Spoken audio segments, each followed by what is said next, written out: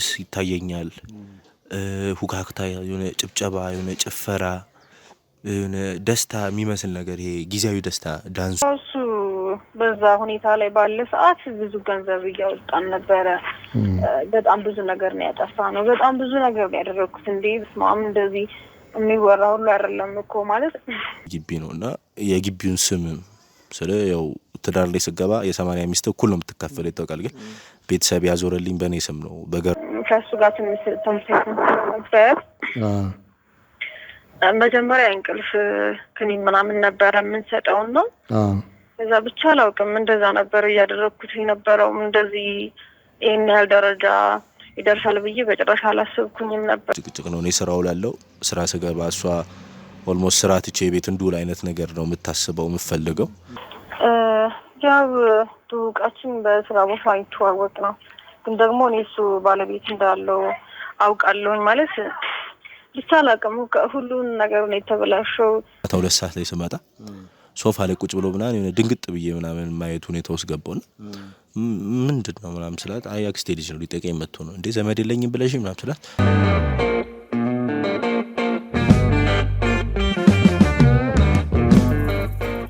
ሰላም ጤና ይስጥልኝ ውዴ አዲስ ጎጆ ቤተሰቦች ሳሚ ነኝ። እንግዲህ ዛሬም ተመልሻለሁኝ። በባለፉት ክፍሎች እንግዲህ የአቶ ገረመውና የወይዘሮ ሚሚ ቤት ተገኝተን ብዙ ጉዳዮችን ያነሳን፣ እንዲሁም ደግሞ ድብቅ ካሜራ አስቀምጠን እየተፈጠሩ ያሉትን ነገሮች ለማጣራት ሞከረን። ያየነው የሰማነው ነገር በጣም የሚያስገርምና የሚያስደንቅ ነገር ነበር። እንግዲህ ይህን ነገር ተጋፍጠነው የተፈጠረው ነገር ሁሉ ይፋ ለማውጣት ሞክረናል። በሰዓቱ ከአቶ አሸናፊ ጋርም እንግዲህ ግብግብ ፈጥረን ወደ ህግ መሄድ ያለበት ነገሮች ነበሩ። ወይዘሮ ሚሚም እንግዲህ ደንግጣ ካለችበት ቦታ ጠፍታለች። እኛ ደግሞ አቶ ገረመውን በኃላፊነት ወስደን ብቸኛ ስለሆነ ወደ ጠበል ለማስገባት ሞክረን ነበርና ዛሬ ስንመለስ አዲስ የሆነ ነገር ይዘን መጥተናል። እውነት እግዚአብሔር ታላቅ ነው። የተፈጠረው ነገር በጣም ያስገርማል። አቶ ገረመው እንግዲህ ጸበል ከገባ በ3ኛው ቀን መናገር ችሏል፣ ማውራት ችሏል። የእንቅልፍ ስሜቱ የለበትምና ከዚህ በኋላ እንግዲህ ለ2 ወር ያህል ቀኖና ተወስኖለት ወደ ቤተክርስቲያን ወደ ገዳም ሄዶ የሚቆይበት ነገሮች ይኖራሉ። ነገር ግን መሀል ላይ እንግዲህ ከኛም ስላገኘ ነው ከሱ ጋር የተወሰነ ቆይታ ይኖረኛል። እንዲሁም አቶ አሸናፊ ወይም ደግሞ የወይዘሮ ሚሚ ውሽማ ከሱም ጋር እንግዲህ ያሉት ነገሮች ወደ ህግ ጉዳይ ለመውሰድ ጥረት እያደረግን ባለንበት ሰዓት የአቶ አሸናፊ ባለቤት የልጆቼ አባት ነው። 3 ልጆች አብረን አፍርተናል። ሐዋሳ ላይ እንግዲህ ብዙ ትላልቅ ነገሮችን የሰራን ሰዎች ነን። እንዴትና በምን እንደሆነ በማላውቀው ሁኔታ ውስጥ አዲስ አበባ ሲመጣ ከሷ ጋር የጀመረውን ነገር እኔም አላውቅም ነበርና ይህንን የቤቴን ጉድ ይህን ገበና ውጭ አታውጡብኝ፣ ህግም አይወቀው፣ በተቻለ መጠን እኔ ልፍታው ብላ እንግዲህ የጠፉትን ገንዘቦች የተወሰዱትን መሬቶች ሁሉንም ነገር አንድ ባንድ ተሰልቶ የሚከፈልበት ነገር አመቻችታለች። ጠበቋንም አዲስ አበባ ልካ በአካል አግኝቼ አውርቼዋለሁኝና ሁሉም ነገር በሁኔታዎቹን በሰላም ማለቅ የሚችሉበት መንገድ ይኖራል የሚል ነገር አለ። ወይዘሮ ሚሚም እንግዲህ በሌሊት ደውላልኝ ከሷ ጋር የሚያወራው የስልክ ንግግር አለ። እሱንም አስደምጣችኋለሁ። ከአቶ አሸናፊ ባለቤት ጋር የሚያደርጉት ቃለ መልስ አለ። እንዲሁም ደግሞ አቶ ገረመው ተሽሎት ቤቱ ላይ ተገኝቶ ከሱ ጋር የሚያደርጉት ቆይታ አለ። እንግዲህ ዛሬ ብዙ ነገሮችን የምናይ ይሆናል። ያሳለፍናቸው ጆርኒዎች ያሳለፍናቸው የህይወት ጉዞዎች በጣም አስገራሚ ናቸው። እግዚአብሔር እንግዲህ ፈቅዶ ይሁን ብሎ ብዙ ነገሮችን አልፈን እዚህ ላይ ደርሰናል። ውድ አዲስ ጎጆ ቤተሰቦች አብራችሁን ስለሆናችሁ እጅግ በጣም አድርጌ አመሰግናለሁ። ይህ ሁሉ የሆነው እንግዲህ በእናንተም አብሮኝ ባሉ ክሮች ናቸውና ሁላችሁንም አመሰግናለሁ። ቻናላችንን ላይክ፣ ሰብስክራይብ፣ ሼር በማድረግ አብራችሁ እንድትሆኑ እጋብዛለሁኝ። መልካም ቆይታ።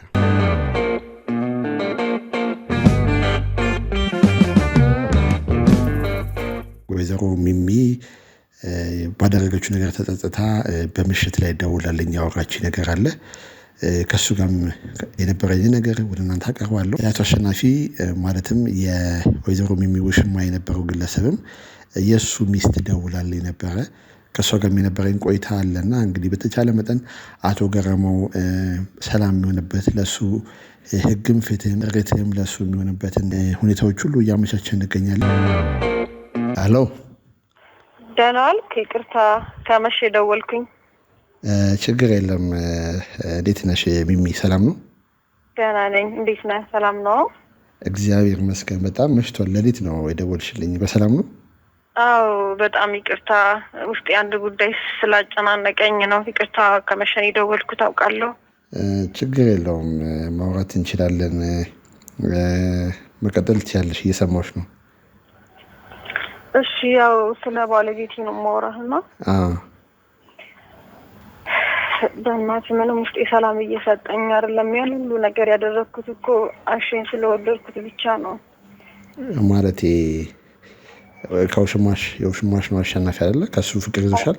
አዎ እሱን ስለወደድኩት ነው። ማለት እንዳጋጣሚ ነው እንደዚህ በጣም ጠናብታል ብለን በጭራሽ አላሰብኩም። ከሱ ጋር ተመካክረን ያደረግነው ነገር ነው። ማለት ከሱ ጋር ትንሽ ተመሳሳይ ነበር። መጀመሪያ እንቅልፍ ክኒን ምናምን ነበረ የምንሰጠው ነው። ከዛ ብቻ አላውቅም እንደዛ ነበር እያደረግኩት የነበረው። እንደዚህ ይህን ያህል ደረጃ ይደርሳል ብዬ በጭራሽ አላሰብኩኝም ነበር። ለምንድን ነው እንደዛ ማድረጉ ያስፈልገው?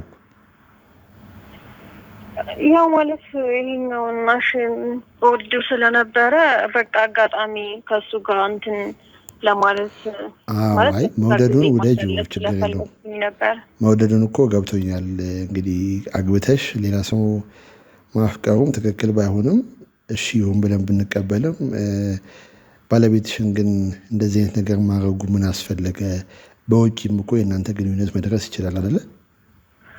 አዎ ልክ ነው። በጣም ብዙ መንገድ ነበር፣ ግን በቃ ምንም ሌላ መንገድ እንዳለ ያኔ አላስተዋልኩትኝም። እና እንቅልፍ ክኒን ምናምን ነበር መጀመሪያ ስንሰጠው የነበረው። ማለት እሺ በሚመጣ ሰዓት ከሱ ጋር ጊዜ ማሳለፍ ስለምፈልግ ያው እሱም ማለት ተመሳስተን ነበርና ታሽጣም ከዛ ባለቤቴ የእንቅልፍ ክኒን ነበር የምንሰጠው። ከዛ ሌሎች መድኃኒት ምናምን ስሰጠው በቃ በጣም እኔ እዚህ ደረጃ ይደርሳል ብዬ በፍጹም አላሰብኩትም ነበረ። እንዴት ነው ተዋወቃችሁ? ንገረኝ እስቲ ከአቶ አሸናፊ ጋር። እንግዲህ አቶ አሸናፊ አግብተዋል፣ የ3 ልጆች አባት ነው። ባለቤቱም እንግዲህ ከሐዋሳ ደውላልኛለች እና እሷም የደወለችልሽ ይመስለኛል። እና ግን ተዋወቃችሁ እንዴት ነው ከአሸናፊ ጋር? ያው ተዋወቃችን በስራ ቦታ የተዋወቅ ነው። ግን ደግሞ እኔ እሱ ባለቤት እንዳለው አውቃለሁኝ። ማለት ብቻ አላውቅም፣ ሁሉን ነገር ነው የተበላሸው። የእሱም ህይወት የኔም ሁሉም እንዳልነበረ ነው የሆነው። ወይ ባለቤቴን እንትን አላልኩም፣ ወይ ደግሞ ከእሱ ጋርም ላልሆን ነገር ባለቤቴ እንዳለው እያወቅኩኝ ነው። እሱም እያወቀ እኔም እያወቅኩኝ ነው ይህንን ነገር ልናደርግ የቻልነው። አዎ ያው እንግዲህ የተፈጠረውንም አይተናል እኮ፣ አንቺም አይተሻል፣ እኔም አይቻለሁ። አዲስ ነገር አይደለም እየነገርሽ ያለሽው። ግን በተቻለ መጠን ያለውን ነገር ለመፍታት ነው እኔም ፍላጎቴ። ፍላጎትሽ ምንድን ነው? አሁን ከባለቤትሽ ጋር መመለስ ትፈልጊያለሽ? ምንድን ነው ያንቺ ሀሳብ?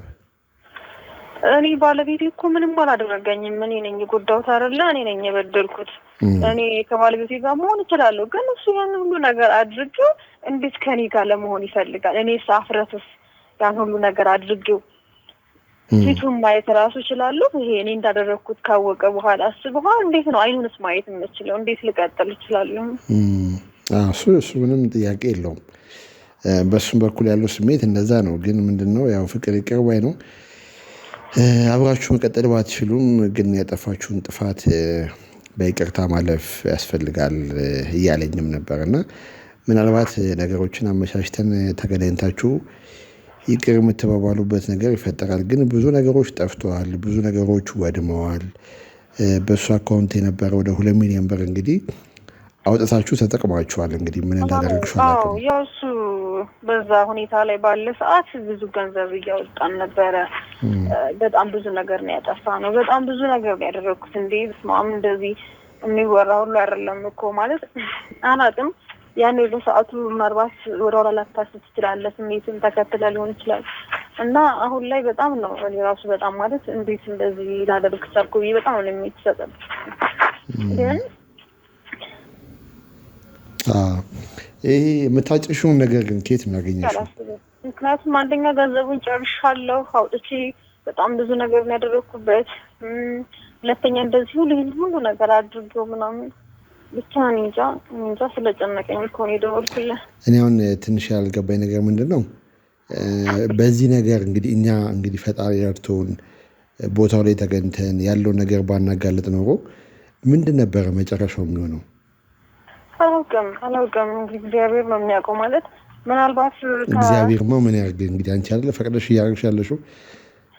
ልክ ነው እኮ ምናልባት ደግሞ ወደ ራሴ ተመልሼ አላውቅም ብቻ ምን እያደረግኩ ያለሁት ነገር ሲገባኝ መልሼ አድነው ወይም ይሆናል አላውቅም። ምናልባትም ደግሞ ሌላ እሱ በጣም ከፍተኛ ደረጃ ላይ ነው ያለው እና ወይም ሌላ ችግር ውስጥ ሊገባ ሁሉ ይችላል። የሚፈጠረውን ነገር መገመት አልችልም። ግን እኔ በጣም ነው የተጸጸትኩት። ከባሌ አጥቼዋለሁ ብለሽ የምታስቢው ነገር አለ እንዴ? ምን ማለት መንፈሱ ያጣሁት ሁሉም ነው ያጣሁት። አይ መጀመሪያ ወደዛ እንድትሄጂ ያደረገች ነገር ማለት ነው። ማለት እሱ እንደዚህ ላደርግ የቻልኩበት ነገር አሸናፊን ስለወደድኩ ብቻ ነው። ማለት እሱ ስራ ቦታ ነው የማውቀው። እሱም ትዳር አለው የራሱ ህይወት አለ። ግን ተመሳሳይ ስለነበረ ቤት ይመጣ አደረኩት። ዘመዴ ነው ብዬ ስናታልዬ ቤት ይመጣል ምናምን። ከዛ ከሱ ጋር ሌላ ነገር ጀመርና ማለት አላውቅም የማይሆን ነገር ውስጥ ስንገባ ባለቤት እንዳያውቅ በሚል ያው ቤት በሚመጣ ሰዓት አሸናፊ ለባለቤት ምናምን ኢንክስቲን ሰጠዋለሁ። እሱ ከተኛ በኋላ እኛ በነፃነት ነበረ እንትን የምንለው እና ሌላ መድኃኒት ተጨማሪ የሰጠው ሲመጣ አሸናፊ መኖር ጀመረ ከኛ ጋርና ሌላ መድኃኒት ጨመርኩለት። እንትን ስል በጣም እያስተኛው መጣ። በቃ ማለት ከፍተኛ ደረጃ ላይ ደረሰ። እሱ ሌሎች መድኃኒቶችን ሲጨመሩ ምናምን እሱ በቃ 24 ሰዓት መተኛት ጀመረ ምናምን። እዚህ ሁኔታ ላይ ደረሰ። የምታጨሽውን ነገር እንግዲህ አይተናል። ከአሸናፊም ጋር አውርቻለሁኝ እና ሆን ብላችሁ ይህንን ጭስ ለማምጣት ባዕድ አምልኮ ቤት ውስጥ ድረስ እስከ መሄድ ድረስ ደርሳችኋልና የዛን ያህል ርቀት መሄዱ ምን አስፈለገ? እሱ እንዳይሰራ እንዳይኖር ማረጉም እንዴት ለእኔ ግልጽ አልሆነልኝም እስካሁን ድረስ። ምክንያቱም ብዙ ሰዎች ሲማግጡ ገጥሞኛል አይቼ አውቃለሁና ግን ባልን በዚህ ልክ እስከ መጉዳት ግን የሚያደርስ ነገር አልነበረም። እና ባዕድ አምልኮ እንግዲህ ጠንቋይ ቤት ድረስ እስከ መሄድ ያደረሳችሁ ነገር ምንድን ነው? ልክ ነው እኮ ማለት ምን መሰለህ፣ አሁን በግልጽ አሸናፊ ዘመዴ እንደሆነ ነው አይደል ቤት የመጣው። ስለዚህ ሌላ አማራጭ አልነበረም። ማለት ውጪ ሁሌ ልንገናኝ አንችልም ምናምን እና ቤት መጥቷል እና ቤት እሱ ጋር ሁሌ ጊዜ ለማሳለፍ ስንል ግዴታ እሱን ወይም ለስራ ወደ ሌላ ሀገር ቢሄድ ወይም ደግሞ ቤት እያለው ነው ነገር እሱን ማድረግ ነው የፈለግነው። ይህን ያህል ይጎዳዋል ብለን አላሰብንም። ግን ደግሞ ያው ከፋርማሲ የምናመጣውን መድኃኒት እንዳልከው ባዕድ አምልኮ ከጠንቋይ ቤት ምናምን መድኃኒት ይመስተኛ ምናምን አሉንና አመጣን እሱን። ከዛ አጠን ነው ምናምን ግን እንደዚህ ያደርገዋል ብለን አላሰብንም። ማለት እንዳያቀበል ብቻ ስለፈለግን ነበር እንደዚህ ያደረግነው። እንግዲህ ያው የጠፋውን ጠፍቷል፣ የጎደለውን ጎሏል። ከአቶ አሸናፊ ባለቤት ጋርም በስልክ አውርቼ ነበርና እሷም እንግዲህ ትዳሯ መበተን አትፈልግም። በተቻለ መጠን የጠፋውን ነገር እኔ እክሳለሁ፣ ትዳሬንም እንዳትበትኑብኝ ብላ ብዙ እንግዲህ ለምናለች። ባለቤትሽም አቶ ገረሞም እንግዲህ በ3 ቀን ውስጥ እግዚአብሔር ፈቅዶ ማውራት ችሏል። ይሄ የእንቅልፉ ነገር ጋፕ ብሎለታል። እየተኛ አይደለም እንደ በፊቱና በቅርቡ ጸበል ይገባል። እንግዲህ ሁሉም ባለበት ንስሐ እየገባ ነው፣ ራሱን ከዚህ ነገር ውስጥ እየወጣ ነው። እና አንቺ አሁን ምን እያደረግሽ ነው ያለሽው? የት ነው ያለሽው? እኔ ጓደኛዬ ጋር ነው ያለሁት። አንድ ጓደኛ አለችኝ እና እሷ ጋር ነው ለጊዜ ያለሁት። አሸናፊ ሚስት እንደዚህ በማለት በጣም ደስተኛ ነኝ። ማለት እኛ በጣም አጥተናል። በጣም ነው እንትን ያልነው እና ተሳስተናል አውቃለሁ። እና ደግሞ አሸናፊን ትዳሩን አለመመሰኑ ደስ ብሎኛል። ማለት ከብዙ ነገር በኋላ እሱ ነገር ከተፈጠረ በኋላ ቢሆን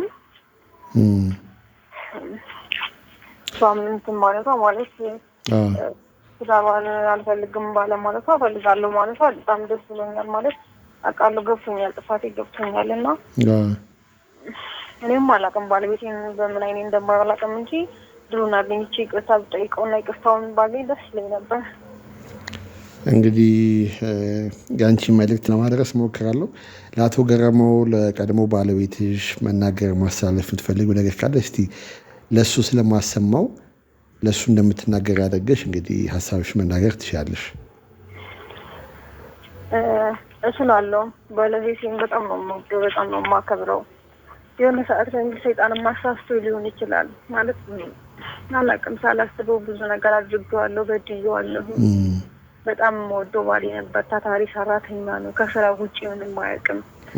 ቤቱን የሚያከብር ባል ነበር ያለኝ። ግን ደግሞ እኔ ብዙ ነገር አድርጌዋለሁ። ማድረግ የሌለብኝን ነገር ያደረኩትኝ አውቃለሁ። እና በጣም ይቅርታ መጠይቀው በቃ ሌላ ምንም ልለው አልችልም። በቃ ይቅርታውን ብቻ ነው ማግኘት የምፈልገው። እሺ እንግዲህ ያው መልእክትሽንም አደርሳለሁ፣ ሀሳብሽንም እንግዲህ ተረድቻለሁ። ከዚህ በላይ እንግዲህ ይሄ በህግ የሚያስጠይቅ ነገር ነው። በሽማግሌ ነፍታው በተለይ አሸናፊ ሚስት እንግዲህ በጣም ብዙ ነገሮችን ነው እየፈታች ያለችውና ሁሉም እንግዲህ ህሊናው ይውቀሰው። አቶ ገረመውም እንግዲህ ተሽኗል፣ ወደ ጤናው ሲመለስ ለሱ የሚያስፈልጉ ነገሮችን ሁሉ እናደርጋለን። እንግዲህ አንቺም እንግዲህ በራስሽ መንገድ አዲስ ህይወት መጀመር ካለብሽም አላቅም እንግዲህ ወደፊት ያለው ነገር አላቅም። በራስሽ በኩል አቶ ገረመው ጋርም እንግዲህ እስቲ የሚለኝ ነገር ካለ ወደ አንቺ ማደርሰው ነገር ይኖራል። እንግዲህ ለተፈጠረው ነገር ሁሉ እኛ ሆን ብለን ያደረግነው ነገር አይደለም። እንግዲህ ፈጣሪ ረድቶን ነገሮችን አጋጣሚዎች ነው እንግዲህ ያገናኙን እና ያው እኔ ምንም የምልሽ ነገር አይደለም። ከህሊና በላይ ወቃሽ የለም።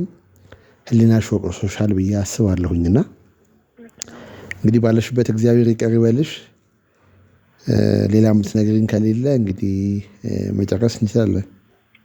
እሺ በቃ ሌላ ምንም ነገር የለም። ወደፊቱን ነገር ፈጣሪ ነው የሚያውቀው። እኔ በቃ ይቅርታ እንዳደርግልኝ ብቻ ነው የምጠይቀው። አውቃለሁ ትልቅ ጥፋት ነው፣ በጣም በጣም ትልቅ የማይታሰብ ነገር ነው ያደረኩት። ግን ደግሞ ከልቤ ነው ይቅርታ የምጠይቀውና ይቅርታውን ባገኝ ደስ ይለኛል። አንተንም ስላስቸገርከው ሁሉ ነገር አብራኝ ለመፍታት ስለሞከር በጣም አመሰግናለሁ። በቃ ችግር የለውም። እኔት ለአቶ ገረመውም ድምፅሽን አሰማዋለሁ። ያልሽውን ነገር አይቶ እንግዲህ የሚልሽ ነገር ካለ በአካል አግኝቼ ማውራት እፈልጋለሁ የሚልም ከሆነ ላገናኞቹ ሞክራለሁ። ስለደወልሽ እንግዲህ አመሰግናለሁ። በዚህ ምሽት ሰላም ደሪ ናት። ቻው። እሺ ዳና ደርበቃ። እሺ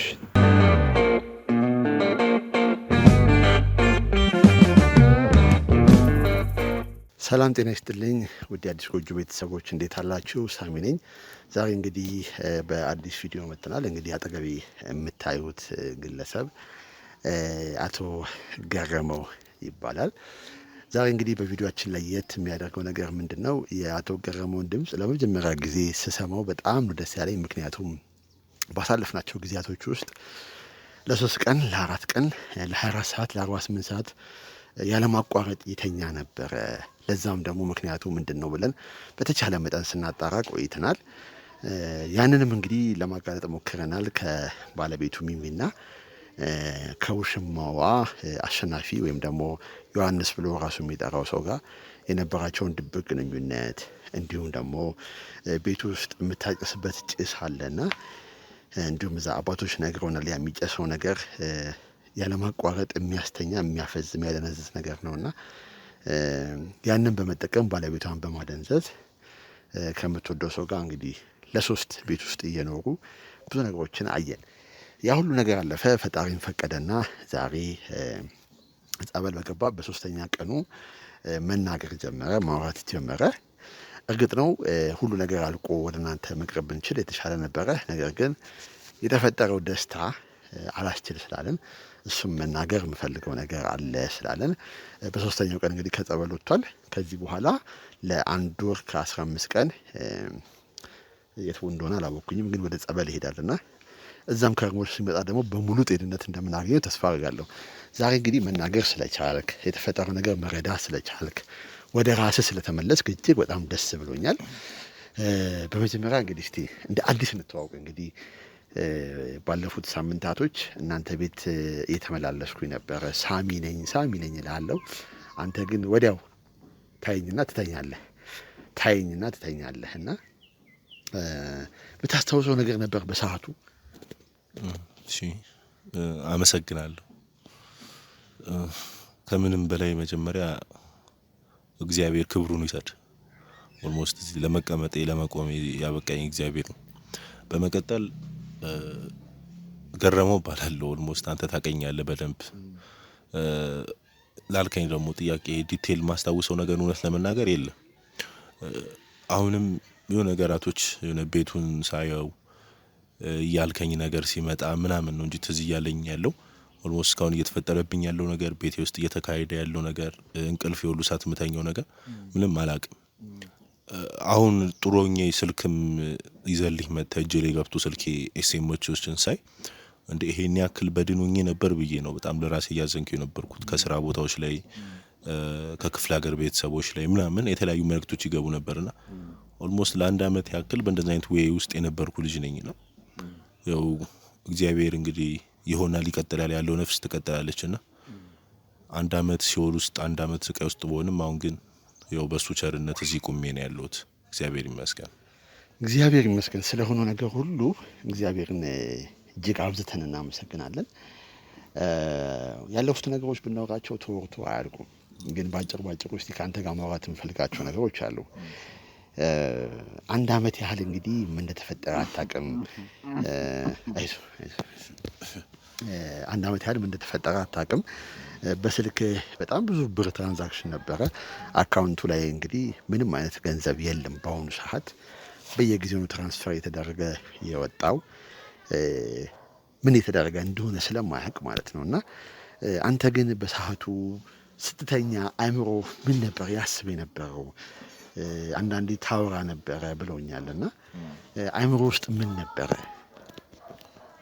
እኔ ስተኛ የነበረው ነገር ምንድነው እንዳልኩ አሁን ዲቴል ነገር ላስታውስ አልችልም እውነት ለመናገር ግን በቃ የሆነ ምናብ ውስጥ ያለ ሰው ነገር ነኝ። የሆነ ጭስ ይታየኛል፣ ሁካክታ፣ የሆነ ጭብጨባ፣ የሆነ ጭፈራ፣ የሆነ ደስታ የሚመስል ነገር ይሄ ጊዜያዊ ደስታ ዳንሶች። ከዛ እሱ ደግሞ ጥፍት ይልና ደግሞ የሆነ እርብሽ የሚል ስሜቶች፣ የሆነ የሚያስፈራ ጩኸት። ኦልሞስት ካየኸኝ ተኝቼ እንፍራገጥ ነበር ምናምን ብለኸኛልና የሆነ ሊወጋኝ የሚመጣ ማላውቀው መንፈስ አይነት ነገር ምናምን። አባዎችም ሳወራ ጸበል ላይ ያለው አባን ታውቃቸዋለህ? እግዚአብሔር እድሜያቸውን ያርዝምልኝና ሲነግሩኝ በቃ ይሄ ከመንፈስ ጋር የተያዘ ነገር ነው። ሊወጋኝ ይመጣል፣ ያስፈራራኛል፣ ደም ያሳየኛል። እሱን ደግሞ ብንንስል ደግሞ ወዲያው እንቅልፍ ውስጥ ሲደረገኝና ደስታ ያሳየኛል ምናምን። የሆነ ግራ ይገባች በቃ ማይጨበጥ እልፍ ምጥጥ እልፍ የሚሉ ስሜቶች ነበር እያየሁ የነበረው። በምተኛበት ታይም ይሄን ነው ማስታውሰው።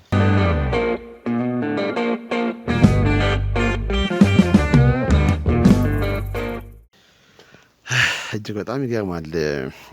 ማወቅ ከምፈልጋቸው ነገሮች መካከል የባለቤትህ እንደዚህ አይነት እርምጃ የመውሰድ ጉዳይ አስገርሞኛል።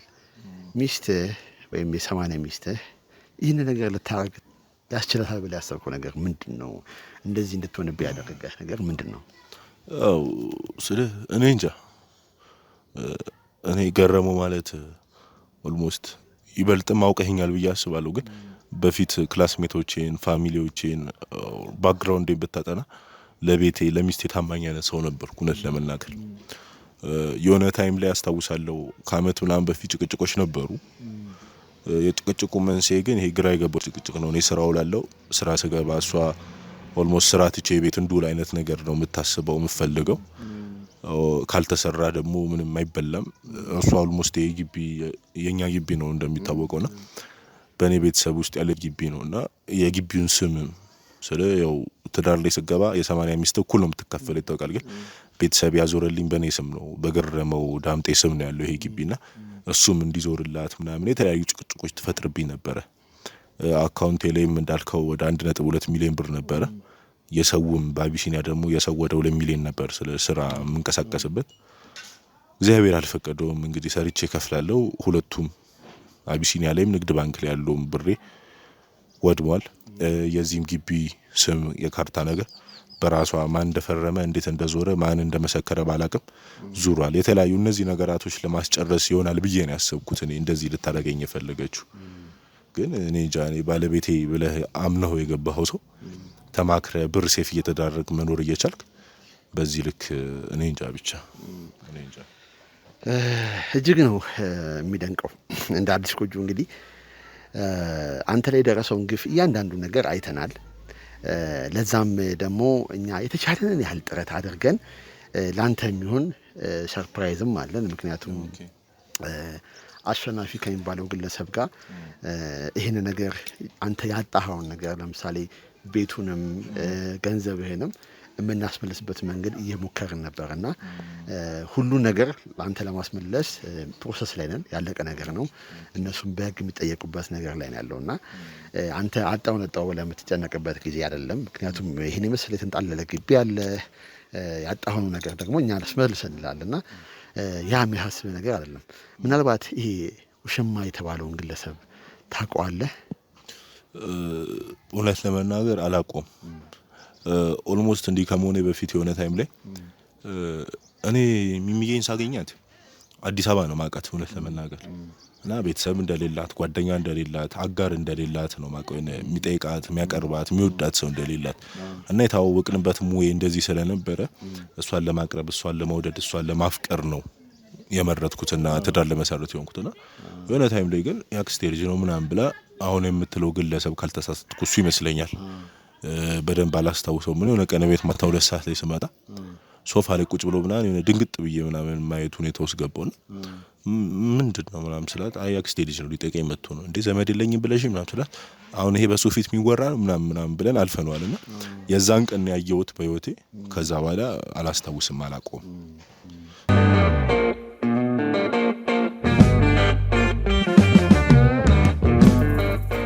እሱ ብቻ ነው። ያው ቪዲዮንም የተወሰነ አሳይቻለሁ አንተ ላይ ሲደረግ የነበረው ነገርና እጅግ በጣም አጸያፊ ነገር ነው። ምክንያቱም የ80 ሚስት አንተን አስቀምጣ ከሌላ ሰው ጋር እዛው አንተ ባለህበት ያንን አስቀያሚ ነገር ሲያደርጉ ማየት ከባድ ነው፣ ልብን የሚሰብር ነገር ነውና በፈጣሪ ዳታ እንግዲህ አንተ ልብህንም አበርትተ ጠንክረ እዚህ ቦታ ሆኜ ስላየው እጅግ በጣም ነው ደስ የሚለኝ። እንዳልኩህ ከአሸናፊ ጋር ለማውራት ሞክሬያለሁኝና ያጠፋውን ጥፋት ለመካስ የተቻለኝን ጥረት አደርጋለሁ ብሏልና የመሬትንም ጉዳይ እንግዲህ በስሙ አዙሮ ነበረ እንድትመልስልህ እናደርጋለን። ዋናው መቅደም ያለበት ያንተ ጤና ነው ብዬ አስባለሁና ቀጣይም እንግዲህ ጸበል ድጋሚ እንደምትገባ ቃለው ዛሬ በጣም በተጣበበ ሰዓት ያገኘው ተመልካቾቼ የአዲስ ጎጆ ቤተሰቦች ያንተን ጉዳይ ማወቅ ስለሚፈልጉ ማሳወቅም ግዴታችን ስለሆነ ለዚህ ነው አጭር የሆነ ቃለ መጠይቅ ላድርግልህ የፈለኩት። በመጨረሻ አሁን ላይ ምን ይሰማሃል? ወደፊትስ ምን ታስባለህ? ምክንያቱም የሳይኮሎጂካሊ ትንሽ ችግርም ሊፈጠርበት ስለሚችል እኛም ከጎን ስላለን ምንድነው የሚሰማ? ስለ ወደፊት ምን ታስባለህ? እሱ ነገር ንገረኝና እንቋጨው። እሺ በመጀመሪያ እድሉን ስለሰጠኝ አመሰግናለሁ። አሁን ከምንም በላይ አይምሮዬ ውስጥ እየተመላለሰ ያለው የጤኔ ጉዳይ ብቻ ነው። እኔ ጸበል በመሆንበት ታይም ይሄ ቤቱን ለማስመለስ ምናምን የምታደርጉት ጥረት ምናምን እንዳለው ነው። ግን እኔ ከዚህ በላይ ከመሬት ይልቅ ከአካውንት ገንዘብ ይልቅ ጤና ምን አይነት ዋጋ እንዳለው ነው የገባኝ።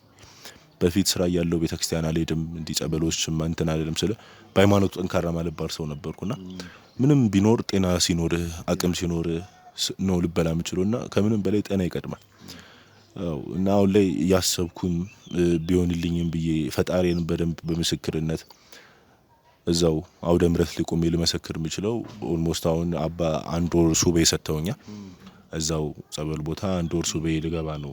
ከዛ በኋላ ነው እንግዲህ ልንገናኝ የምንችለው እና ያን አንድ ወር በሱቤ በጸሎት በየተጠመቅኩ አሳልፋለሁ። ሙሉ ጤነኛውኛ አይምሮዬም ተስተካክሎልኝ እንደምወጣ በጣም እርግጠኛ ነኝ።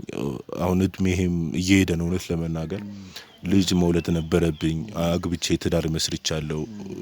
ልጅ መተካት ነበረብኝና ብዙ ነገር ነው ጭልም ያለው። እውነት ለመናገር አሁን ሴትስ ቀርባለሁ ወይ የሚለው ነገር በጣም ሳይኮሎጂን በጣም ነው የተጎዳሁት። ግን እግዚአብሔር ይመስገን ስለሁሉም እና እንደ አዲስ ጎጆም ፋሚሊዎች በጣም አመሰግናለሁ። ስለ ቪዲዮ ስታሳየኝ የነበራችሁ ርብርብ ጉዳዩን አልተቆም ያ ቤት ውስጥ ስታደርግብኝ የነበረውን ነገር በቃ ሐሳቡን አምጥተህ ራሱ ድብቅ ካሜራ አስቀምጠ ቀርጸ ምናም ተመካክራችሁ እንደ አዲስ ጎጆ ይሄን ማደርጋችሁ አታቀኝም ይሄን ነገር ጠርጥረ በቃ ጓደኛዬ ነው ብለ አቅርበው እንደሚ ነው ብለ ይሄን ማድረግ እኔ እንጃ እኔ በጣም አይዞ ከምንም በላይ ማመስገን ያለበት እንግዲህ ያው ከለማ ጋር ማውርተናል። ለማ ማለት እንግዲህ ይሄ 2 ሚሊዮን ብሩን ትራንስፈር ያደረገል የስራ ባልደረባ ነውና እሱ ነው መጀመሪያ ወደ አንተ ምንድን መጣ ያደረገን የተወሰኑ ፍንጮችም እንድናገኝ ያደረገንና እንግዲህ በእግዚአብሔር ፍቃድ ለማ ማግዞናል።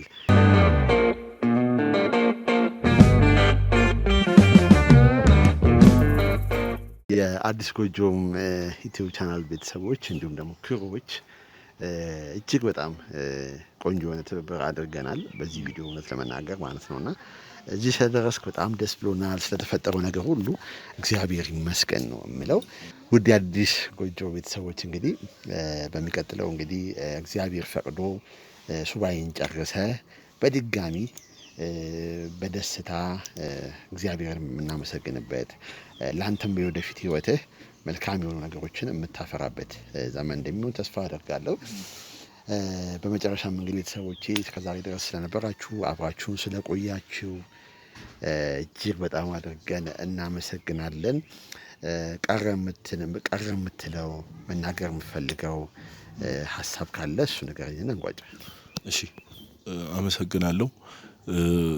ኦልሞስት እኔ ህይወት ላይ እኔ እዚህ ለመቆሜ ከፈጣሪ ቀጥሎ ሁሉም የኢትዮጵያ ህዝብ ነው ሀገር ውስጥም ከሀገር ውጭም ያለ ህዝብ ነው ለዚህ እንድቆም ያደረገኝ እና በዚሁ በቃ በአዲስ ጎጆ ስም ሁላችሁም እዚሁ ባላችሁበት ስም በጣም እጅግ በጣም አመሰግናለሁ ማለት ፈልጋለሁ።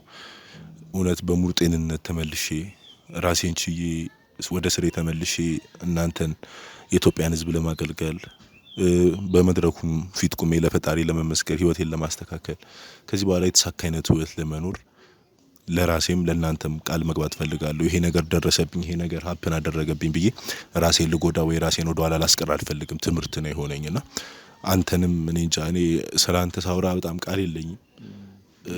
እኔ እንጃ እንዴት ነው አንዳንዴ ይሄ መኪናም ሰተኸው ቤትም ሰተኸው ገንዘብም ሰተኸው ምንም አድርገለት የሆነ ስሜቱን ማቀርጽለት ሰው አለና እኔ እንጃ እኔ እንባ ነው የሚቀድመኝ በቃ ስላንተ። አዲስ ጎጆንም ይበልጥ አንተንም ለማንም ሁላችሁንም በጣም አመሰግናለሁ። ወዳችኋለሁ፣ አከብራችኋለሁ። ይሄን ነገርም ላደረጉብኝ ለሚሚዬም ለዘመድ ላለችውም ሰው እግዚአብሔር ልቦና ይስጣቸው እንደኔ ወደ ቤቱ ይመልሳቸው ማለት ፈልጋለሁ። በጣም አመሰግናለሁ። በጣም አመሰግናለሁ። በይቅርታ ለታጀበው ልብም እውነት ክብር አለኝ። ውድ አዲስ ጎጆ ቤተሰቦች እንግዲህ ፕሮግራማችን እንደተከታተላችሁት ነው። እሱም እንግዲህ ተሽሎት ሁሉ ነገር አልፎ እዚህ ቀን ላይ ደርሰናልና እግዚአብሔር እናመሰግናለን። ከምንም በላይ ደግሞ እሱ ላይ ጉዳት ያደረሱበት ሚስቱ ሚሚ እንዲሁም ደግሞ አሸናፊ ጋም ያለው ነገር እንግዲህ አይታችሁታል። አሸናፊ በተቻለው መጠን እንግዲህ የጠፋውን ንብረት ካሳም እንዲሆን ገንዘብም ልካለው ብሎ ኦልሞስት ልኮልኛል። አሁን ወደ አንተ ገንዘብ ትራንስፈር እናደርጋለን። የጠፋውን ነገር ለመካስ ሞክረናል። ያለፈው ነገር አልፎ ነገ ደግሞ በአዲስ ነገር እንደምንገናኝ ተስፋ አደርጋለሁ። ውድ አዲስ ጎጆ ቤተሰቦች ስለነበረን ቆይታ እጅግ በጣም አድርጌ አመሰግናለሁ። ከፕሮግራሙ ጋር እኔ ሳሚ ነበርኩኝ። መልካም ሳምንት።